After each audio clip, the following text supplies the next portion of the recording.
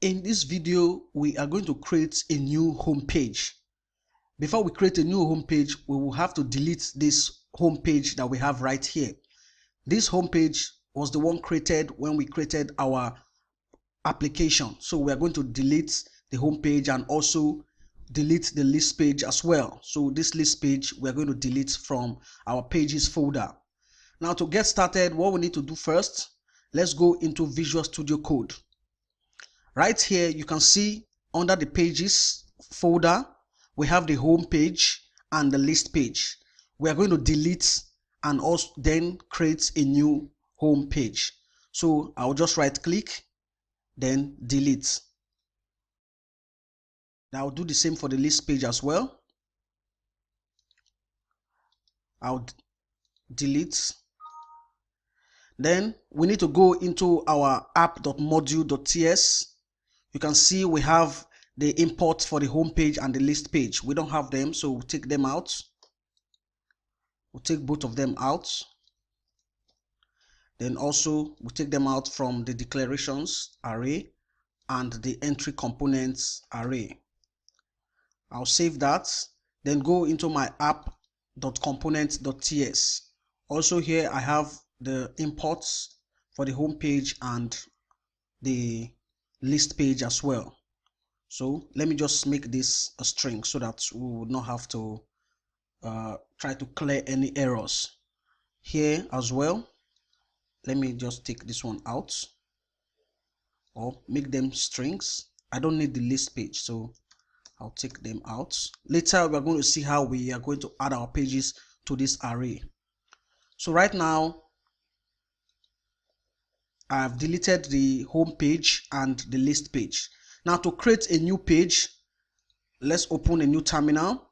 If you are using Visual Studio Code terminal, to open Control backtick or Command backtick if you're on Windows, or you can use any other command prompt or command line interface that you wish. So to create a new page, it's going to be Ionic generate page, then I'll call it home. So this is going to create a new page, and once it's created, it's going to create home.module.ts. So I'll hit enter. Now wait for this to generate the page. So right here you can see the home page has been created. So I just have to go under the home. You can see now we have 4 files: home.html, then home.module.ts, home.scss, and home.ts file. Now this home.module.ts, if we want to maybe add any specific module that will only be used inside the home page, we would not need to add them inside the app.module.ts, because whatever module we add into our app.module.ts will be used across the whole application. But if we want to add modules for specific pages, we can add them inside the module.ts file created for that page.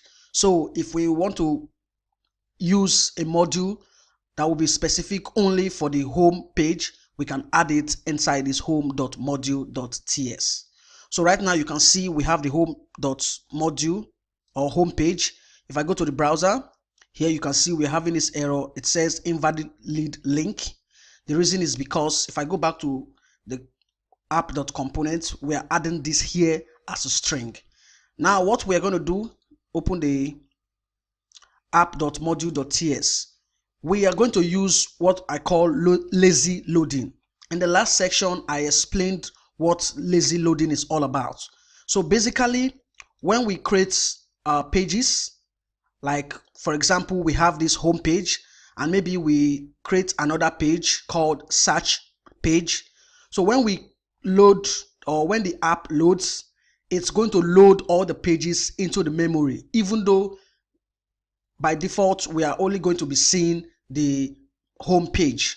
But with lazy loading, the pages will be loaded only when they are needed. So if we have, like, say 5 different pages, with lazy loading, they will not have to be loaded to memory. They will only be loaded when they are needed. So right now, it's very easy to use lazy loading. we've added our home page. So let's go back to our app.component.ts. So here we have root page of type any, and we're setting it equal to this home page, which is a string. Now I'll change this type any here to string. So this is going to be a string. Now we don't need to import any of the pages. So we don't need to import the home page right here. We are already adding it here as a string. Likewise here, if maybe we want to add any other page, we are going to be adding the pages all as strings. So right now I've added the home page as a string. So the home page will be loaded only when it is needed. If I create a new page called search, the search will not be loaded to memory. Only when we need the search page, that is when it will be loaded. So throughout the application, whenever we want to navigate to a new page, we are going to add the page as a string. We will not need to import the page to the file. We just need to add the string name. And once we click to navigate to the page will be loaded. So right now with this, we have the home page inside our app.component.ts. And one thing, you will have to make sure that the name right here is the same as the class name.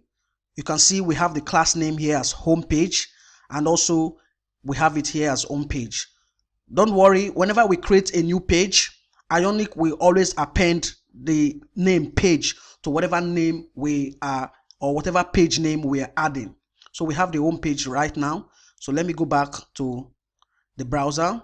Then if I refresh the page, and let's hope we don't get any other error. If we do, we'll try to fix it.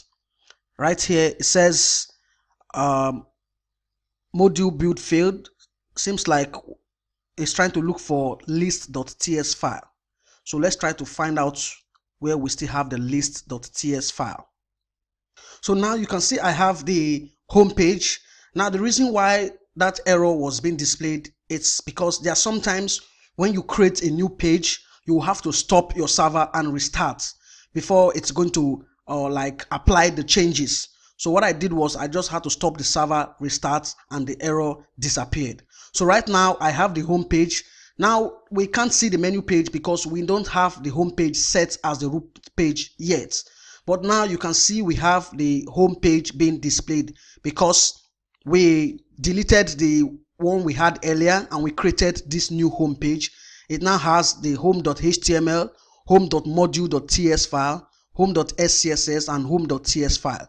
And this page is loaded lazily, not like the way it was loaded previously when we had to just import all the pages into the app.component.ts file. But instead, we are adding it, or allowing the pages to load lazily. That is, we are pages as strings so that they can be loaded when they are needed. In the next video, we are going to create a provider that will allow us communicate with the API to get the data from the Open Weather Map API.